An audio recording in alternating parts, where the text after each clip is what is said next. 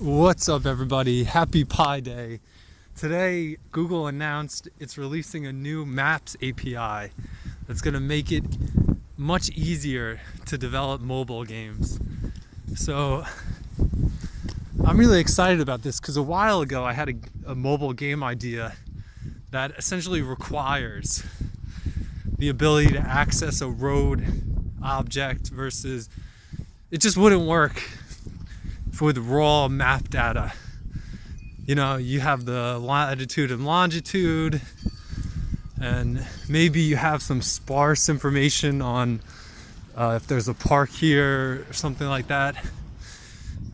We saw this with the Pokemon Go, where they had to fill in, here's a park, here's a Pokestop, here's a library, here's a Pokestop.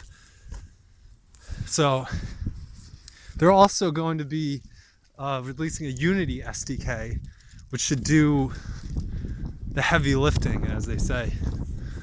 So this is great news, guys, if you're interested in making a location-based game. Make sure to like and subscribe to my channel, follow along. I'm going to be putting this all online as I do it, so enjoy.